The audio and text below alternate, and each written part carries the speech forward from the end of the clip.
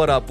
We're back on Boston's Banter, where the sports are wicked and the banter is Pissah. I'm your host, Keith K. Lava La Cava, and with me as always, you ain't Frank the Bank. That I am not. Everybody, this is my buddy Ben. We like to call him BenJAMMIN. He's going to be filling in for Frank today. You know, we're looking forward to having Frank back next week, but thank you, brother. Thank you for coming on. Happy to help. Absolutely, man. So we're just going to get right into wicked Pissah news. Alrighty, Ben, so we're going to start with the NHL Four Nations Face-Off breakdown. Like Frankie said last week, there's no All-Star game this season, the first time since the COVID year. So we have a tournament featuring Canada, Finland, Sweden, and the USA, with NHL players filling those rosters out. So let's break it down what they did this past week, Ben. This past Wednesday, Canada beat Sweden 4-3. Then this past Thursday, USA beat Finland 6-1. We like to see that. Matthew and Brady Tkachuk each scored twice in that game. Looking pretty good, man. And they even had 2 goals in 11 seconds early in the third by Tkachuk and what's his name? Jake Gensel. Gensel, that's his name, yep. Then there were 2 games this past Saturday. Finland beat Sweden 4-3 in overtime, and USA beat Canada 3-1. And we're going to get into those two later. Huge win. Oh, yeah. And then lastly, 2 games this past Monday. Canada beat Finland 5-4, and then Sweden unfortunately beat USA 2-1 in overtime. And the 2 teams with the best round-robin record we're going to be going to the championship game this upcoming Thursday, and that's Team USA and Canada. But, dude, within the first minute, there were 3 fights in 9 seconds. Huge game. Dude, Huge game. I'm very excited, man. It's going to be cool. So it's going to be cool to see with that. Like I said, the game is Thursday at 8 o'clock. So let's move over to the Celtics update. So, Ben, they're currently 39-16 on the season, still second in the East behind the Cavs. We don't like seeing that. We're hoping we can keep winning more games. They can keep losing. But since the last episode, the Celtics only had 1 game, and we're going to break down what they did. They beat the Spurs 116-103 in Boston. Last Wednesday, Jason Tatum had 32 points, 14 rebounds, and 7 assists to go into All-Star Week, so he was looking pretty good. Speaking of All-Star Week, let's get right into that. So All-Star Weekend was this past weekend, man. I'm not going to lie. There were some cool things. There were some funny things, very weird things that happened also. But the All-Star Game format, I was not a fan of, but we're going to get into that in a second. So let's break down what these guys did. So to kick off All-Star Saturday night, there was the skills comp, and the Cavs duo of Evan Mobley and Donovan Mitchell edged out Warriors duo of Moses Moody and Draymond Green. So they were looking good there. It's the Cavs. We don't like seeing them do good, obviously, whatever it is. They've had a great year this year. But real quick, man, did you see what the Spurs, Victor Wembanyama, and CP3 did? You know what's funny is that the NBA really didn't have an on-time answer for it. No. While they were doing it, even the announcers seemed confused by the strategy. They did. They actually did. It wasn't until they finished their round where the officials came in and said, no, you can't do that. We know it doesn't matter, but no, you can't do that. So as you can see in the clip here, you see Victor just throwing the ball. He's not even worried about it. And then, you got Chris Paul, who is a good 3-point shooter. I mean, none of those guys are really shooting good in that challenge. But at the end of the day, man, they were trying to break the system, but it came back. They got disqualified, so it is what it is, right? Yeah, I at least got to try to make the basket. Dude, just hucking it up. I understand you're trying to save points, but maybe in the future you do some type of penalty for missed baskets that will cost you time. Right. Making it a more fair game. But, dude, it's funny because what if, Victor, the way he was throwing those, what if, a few of those went in? That'd be awesome. Would not surprise me with his height. Right. So let's move over to the next challenge, and it was the NBA 3-point contest, and the winner was the Heat's Tyler Herro. So he started off a little slow there, but in the second round, then he lit it up. He actually finished with 24 points in the final round. Buddy Hield was right behind him with 23, so it was good he got that last shot up to get 24. Buddy Hield was my early pick to win the 3-point competition. He's been killing it this year.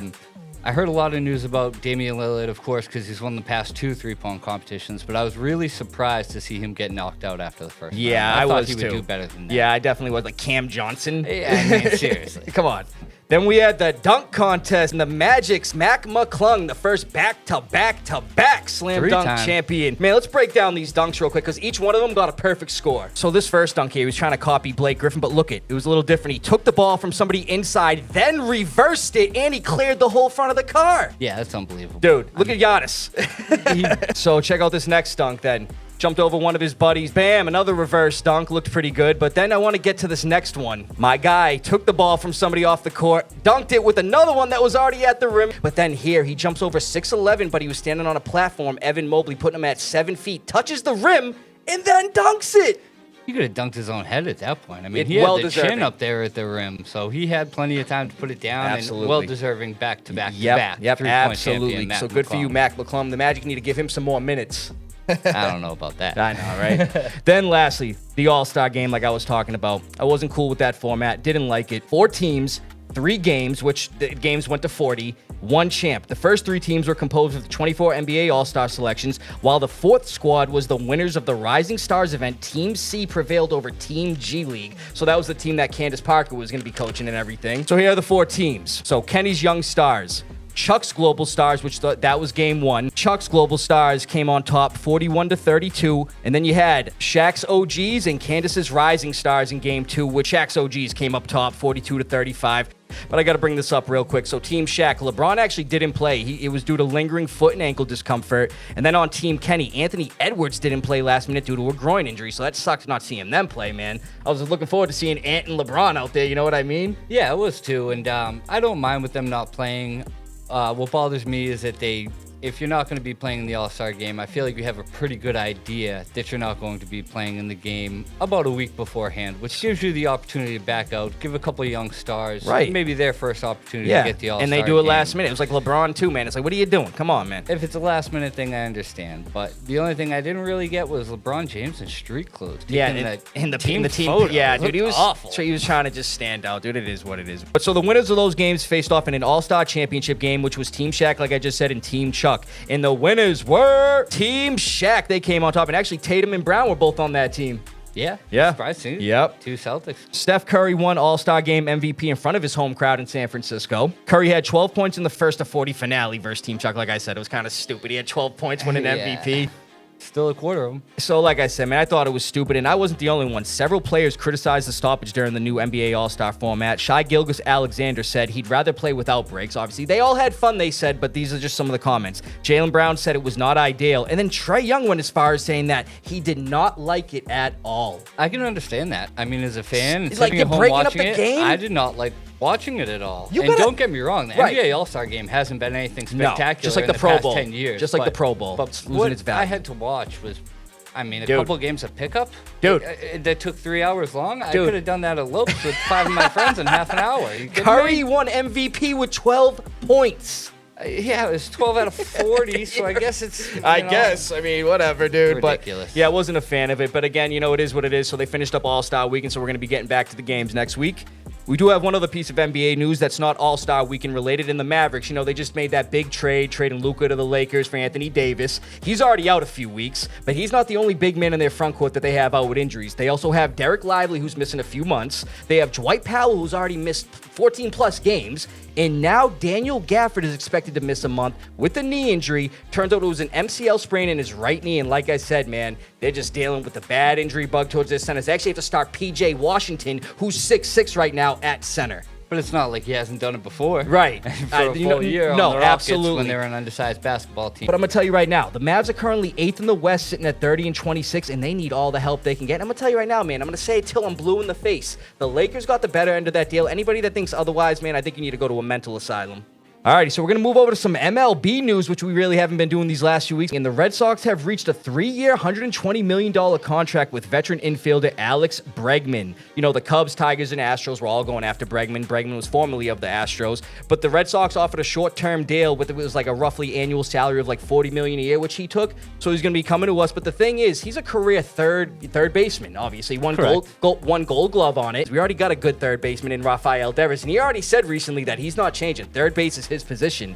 See, Bregman, though, he has 2 career starts at second base. So, I mean, it's going to be interesting to see what happens there. What do you think, Ben? I think with Devers wanting to play third, that kind of puts a little bit of cog. I mean, everyone was excited about the Red Sox signing this offseason with Crochet, and then you get Bregman, and now you get that right-handed bat in your lineup. Right. The only issue is that now Devers comes out and says he wants to play third. My issue with Devers wanting to play third is he's coming off 16 or 17 errors 2 years ago. He brought it down to 12, Wasn't but even he sure of is that. not one of the best defensive third basemen in the league. He's one of the best hitters in the league. Right. Agreed. But at third base, he can be a liability. With So- the signing of Alex Bregman, who is a Gold Glove third baseman, I think it would be the easy choice to put Bregman at third, move Devers to second. So- but Devers Well, I was going to doesn't want say, to do that. he's so being a we'll little see what stubborn, and I happens. understand why. I mean, obviously, that's his position. He was there first, and if you look at it that way, it sounds like a child, like, oh, I was here first. But I'm going to be honest with you. Bregman actually recently came out and said, I'm willing to play anywhere to help this team win, and I like that attitude. And Two career starts, though. Two career starts after 9 seasons as a third baseman. That's going to be a little rough of a change. Switching that side of the field can be difficult, especially with the double play ball and working at second base instead of third base. But I believe that, like, if you're a middle infielder or you're an outside infielder, you know how to run the infield. You know what's going where. I don't think he would have an issue with moving to second, but like I said, I would be much more comfortable with Bregman moving to third. Devers going to second. I like that, and it's going to be interesting to see what happens. And actually, there's some familiarity. He's familiar with our manager, Alex Cora, because they were both on the Houston Astros 2017 World Series team. Yep. So the familiarity's there. And Cora advocated for him all offseason, man. So he finally got his guy. Welcome to Boston, Alex. Here's the picture right here. All righty, Ben, we're going to move on to some NFL news. Man, dude, I'm going to tell you right now, these stories are just getting weirder considering from the Deshaun Watson days. Now we're in the Justin Tucker era. So we got more development involving the Justin Tucker accusations. 7 more women, count it, 7 more women. What does that make it total now? 13? 16. 16. Ooh, okay. So 7 more women accuse Ravens kicker Justin Tucker of sexual misconduct at high-end spas. And like I just said, this increases the total number to 16 therapists from 8 different spas. What are you doing? Yeah, what are you doing? Exactly. I hear a lot of these stories with professional NFL players and professional athletes where, people will be going for a money grab. I understand that, but when you're looking at 16 people, I think it's not really. Yeah, dude. I don't think that's the case. No, I think Justin's in a little bit of trouble. So all the allegations reportedly occurred from 2012 to 2016. Those were Tucker's first 5 seasons in the NFL. He got married in 2015. So like I said in the last time we brought this up, that dude's probably sleeping in the doghouse. Yeah, he is not in the master bedroom tonight. No, absolutely not. So like I said, we'll follow up more with that once we hear more. We'll see what happens. Hope it's not true. The guy's the career holder for the longest field goal in NFL history at 66 yards. Could be considered one of the greatest kickers in the NFL history. That's what I'm saying. So we'll see what happens, dude. Crazy. And we got some more legal stuff going on with some NFL players. And wide receiver Kadarius Toney was arrested in Georgia 2 weeks ago. He allegedly strangled a woman, his girlfriend, who is actually 7 months pregnant.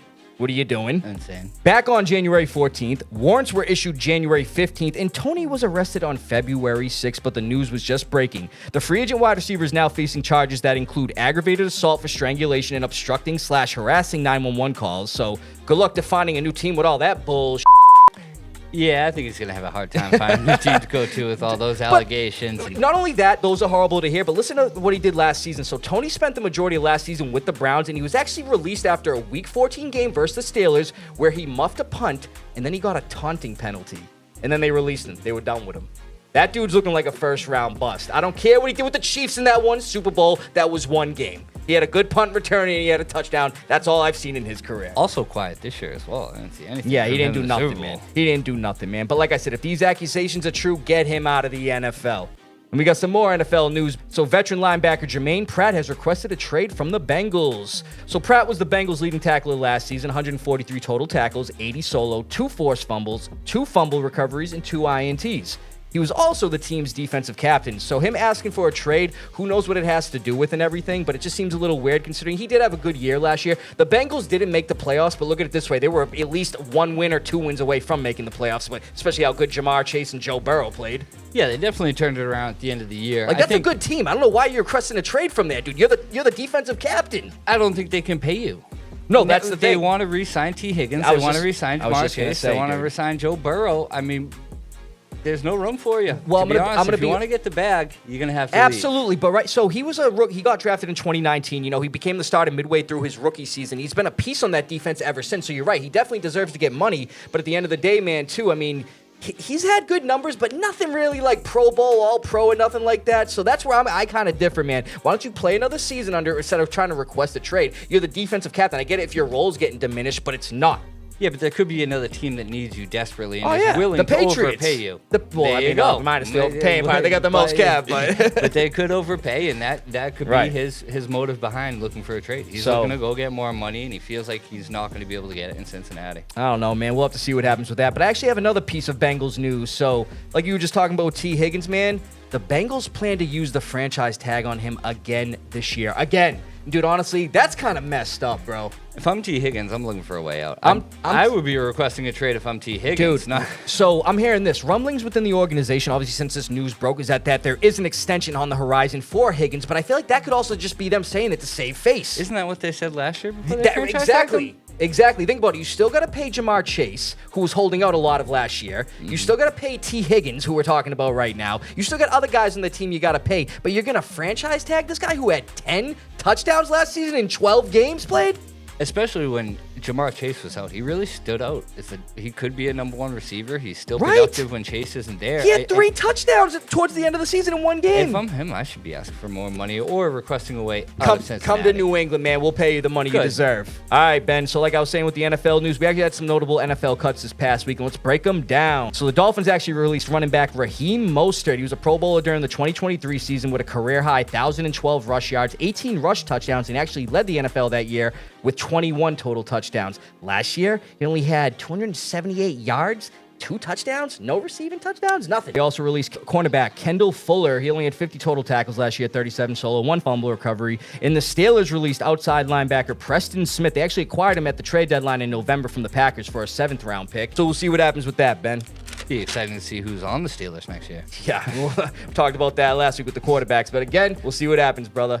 Good stuff on the news, man. And like last week, we got nothing for Foxborough focus. We're going to jump right into the lava round. So with Frank not being here this week, we're going to get right into some new games that we're trying out here. And we're going to do a trivia game that I like to call Picture This. So my boy Ben's going to be the first contestant on it this week. So a picture will pop up, Ben. You got 30 seconds to answer. You get 3 hints, but you can only use those hints once for the whole game. You have initials, the position, and the career teams. You got those rules down? Yep. I use 3 hints. I can only use each once. Yep. So let me break it down for you. You get all 10 right, you win $50 cash and a $25 gift card.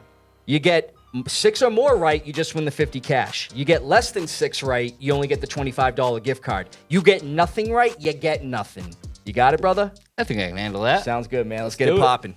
And the clock starts now. Baltimore Ravens, 22. He played opposite of Every, didn't he? Nope. No.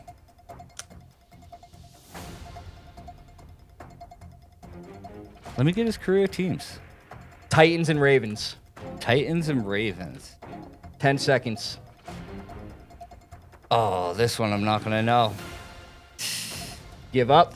Kevin Byard. Nope. He didn't play in the 2000s. It's Samari Roll. Samari Roll. I knew. Should have known him.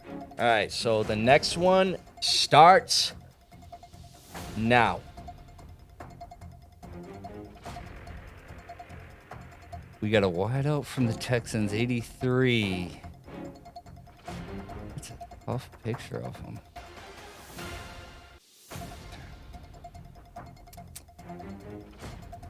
Ten seconds. Oh, I have no idea. 5, 4. You're gonna have to give me that 3, 2, 1. It's wide receiver Kevin Walter. Kevin Walter. Kevin 0 for Walter, 2. man. Yep. Give me Kevin Walter. You better get this one. Starting now. See who we got here. 56 on the Broncos. Keith, you brought out some old ones. I know that's John Lynch in the background. Oh, I know his name too. Don't forget, you got some hint. Well, you got 2 Give more me his hints. initials, please. AW. AW. AW. 10 seconds. AW. Anthony Williams? No. Al Wilson. Al Wilson. Oh. Alrighty, so 0 for 3, my dude. So let's get into the next one. Starting now. Oh, I know this. I know who he is. 15 for the Redskins. That's, oh, I don't know his name. His college isn't going to help me either. 10 seconds.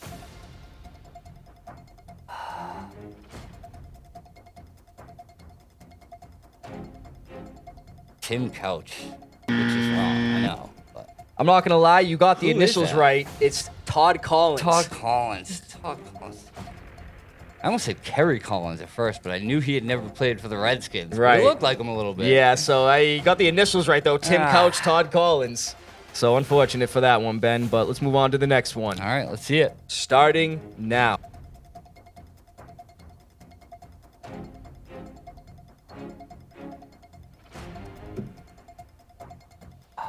20 on the Jaguars. And you still have position as a hint. No, it's 10 seconds. it was.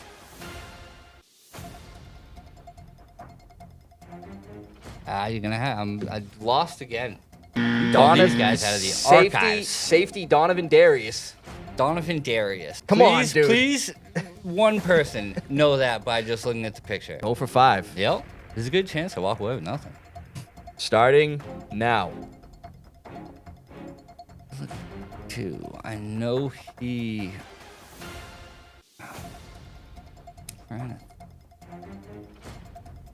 Since you haven't gotten any right now, I'll just give you one more hint. He has a son who is currently in the NFL. Oh, I should definitely know same this name. now. I know. 10 seconds. Oh. Not Doug Martin. It's not work done. It is his other back. Michael Pittman Sr. Played for the Broncos, too. Yeah, okay. So let's get into this next one. Damn, Ben, 0 for 6 right now. You just hoping to get the gift card. He's probably the hardest football players I've ever had to name. Thought it'd be at least a little bit memorable. All right. Maybe my memories. Next one, starting now.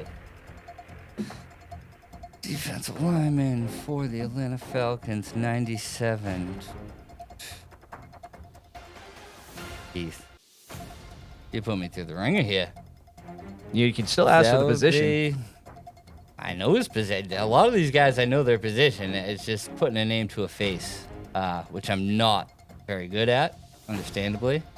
The number should help, but it doesn't seem to be helping me here. Sorry, Ben. I don't know. Patrick Kearney played for the Seahawks and the Falcons. The name sounds familiar. So let's get into this 0 next for one. 7. You have 1, 2, 3 left. Yep. All righty, Ben. This guy is a pretty notable one I'll bring up right now. Oh, I'm sure he isn't. Starting But let's see now. it. Calais Campbell? Nope. As a rookie? 99 on the front end, D tackle. Looking at a lot of sacks, but you definitely outdated me here. Yeah. 10 seconds. 10-year-old Ben has absolutely no idea who this is. Sorry, Ben. That's okay. It's Marcus Stroud. All right. He was opposite of John Henderson on that D-line. Remember those two? Probably would have been better off John Henderson there, but I don't know. All right, we got 2 left, Ben. All right. And I'm rooting for you, brother. We'll Here we see. go. Oh, this man ran back. No, that is. Still use the position hint. He's a wide receiver. No, he's a tight end. He's a tight end. I know who this is. This is. Is his last name Brian? Nope. No. Oh my God, he played against Brown. I know who this guy is, but I cannot remember his name. Bubba Franks. Thank you. Bubba Franks. That one's going to hurt later. All right, Ben, last one here, and Last I shot. really hope you get it, dude. Oh, me too. Here we go. Is that Sean Alexander? That is not. Oh, I'm sorry, 82. I looked like 22 on his jersey. Sean Alexander was 37. 37. Who am I thinking? 22 on the Seahawks. 82 on the Seahawks. I know who this guy is. I cannot put a name to the face. I'll throw out a guess. Give me... No, I don't. I don't have it. Daryl Jackson. Daryl Jackson. That is not who I was thinking of. I was nowhere close. Alrighty, so unfortunately, Ben, you got nothing right there. This is Boston Banter, not Stump the Schwab. He's pulling them out of the groundwork here. Yeah, man, If so- anybody at home watches this video and knew at least half of those players off just the pictures, please let us know in the comments. I'd love to see that. Well, hey, I'd love to have you on the show, too, for the next trivia. But, Yeah. Ben, thanks for participating, No brother. problem. Thanks for having me. Yeah, I really absolutely, appreciate it. man. Dude, it was great, man. So thanks for filling in for Frank. You know, we're going to have Frank here next week, so we're looking forward to that. Frank, I hope you're enjoying your time off, brother. So, yeah, it was a good show. Thanks for filling in for Frank. Like I said, Ben, and everything. That was Anytime, cool. I just anytime. wish you got some right on the trivia. I wish trivia was easier. Ben, did you hear that? What's that noise? I don't know, but yeah, let me just do the lines again. So, yeah, Ben, thanks for coming on and everything. Wait, there it is again. Seriously, you doing that? No, I ain't doing that. Why? Dude, it's repeating. It's like going crazy now. Getting louder, I feel like. What is that? Yo, what the heck? That's a monkey. Oh, I know what this is. I know what this is. There's that new movie coming out, that new horror movie called The Monkey. It's coming out this Friday, the 21st. Actually, my birthday. Happy birthday, Keith. I appreciate it, brother, man. So, yeah, definitely go check that out. But like Frank always says, from Beantown to your town, stay wicked, Pissah. From the TD garden to your garden, thanks for listening. See you guys next week. Have a good week.